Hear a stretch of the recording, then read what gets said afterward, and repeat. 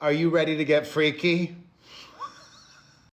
Hello, my fam. It is Perez, the queen of all media, the original influencer, and you're not. Oh my God. Too much Diddy. It is Perez, the queen of all media, the original influencer, and your number one source for everything Diddy drama. We are back on the witness stand as we end another week in the federal trial against the disgraced music mogul, where he is facing charges of trafficking, racketeering, and... Up next on the witness stand is his former assistant, Jonathan Perez, who worked for Diddy from 2021 up until his arrest. Perez said that he was one of 3 or 4 assistants for Diddy at the time. His job responsibilities included getting drugs for him. Jonathan testified that he would regularly pick up drugs from dealers named Baby Girl and Guido. And yes, Perez is testifying under immunity, meaning he won't be able to be charged for anything that he did that was illegal that he admits to in court.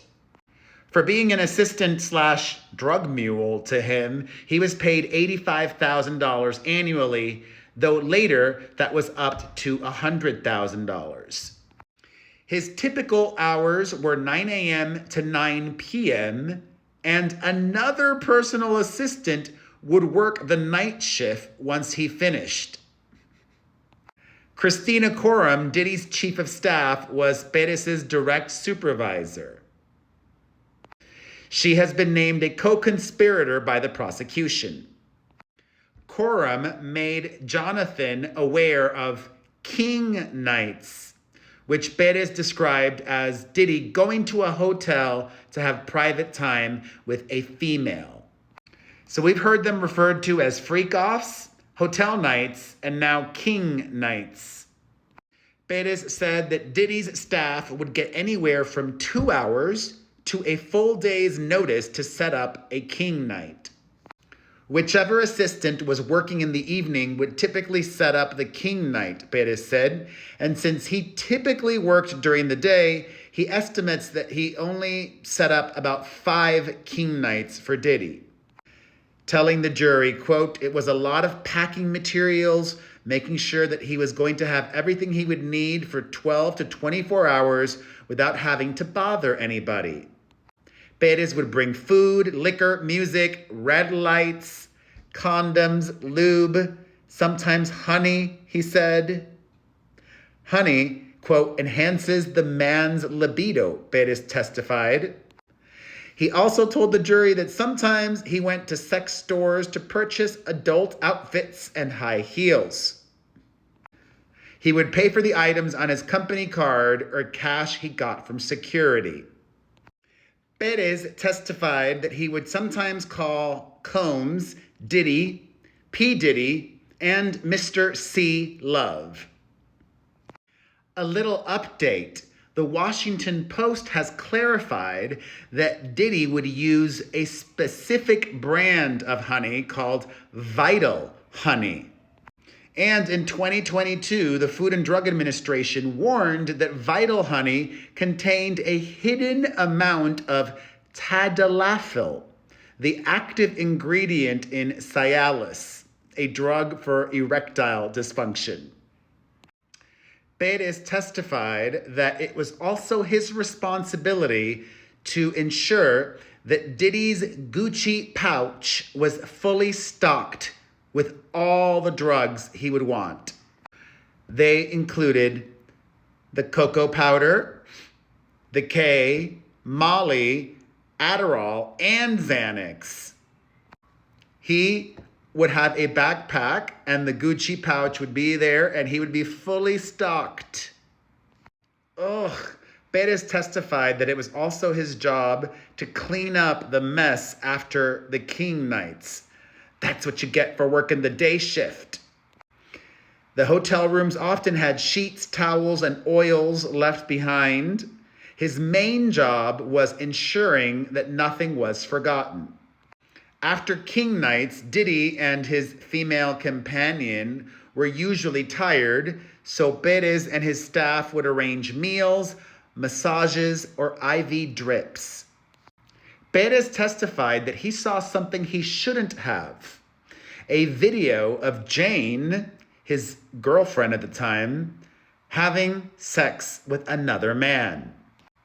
Perez said that Diddy's videographer first discovered the video on an iPad. Perez testified that he went to Diddy and then to Chief of Staff Christina Coram. Coram said, quote, "In the future, I should just bring it to her and she would communicate to Mr. Combs. I gave her the general gist of the video that it was Jane and another man." Christina knew all his secrets.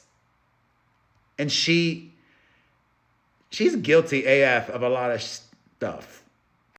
6 months later, Perez testified that Coram brought the video up again because, quote, "she had gotten a call from someone outside the company talking about the video in some capacity. The jury heard his conversation with Coram that she had secretly recorded. Quote, "I just need you to tell me step by step and don't leave out a beat," Coram was heard saying on the recording. An outside person brought up something. The conversation did not reveal who had approached the Diddy team, but Jane testified that a male escort tried to extort Diddy and Jane by saying that he would release a video from a hotel night. In the recording, Coram was heard telling Perez, "It is out, and I just need to know step by step where you found it. Don't leave out anything, please." Perez was heard telling Coram on the recording, "I took the iPad, I went to the office, I saw what he was talking about, closed it." Perez testified that another employee advised him to delete the video, but he didn't feel comfortable doing that. Oh my God. In a text exchange with Perez, the assistant, Coram, and Joey Chavez, another assistant, Coram continually checked in on the progress of the King Knights rooms setup. During the exchange, Perez and Chavez let her know that there were fruits, shakes, juices, and a pair of large shorts for Diddy.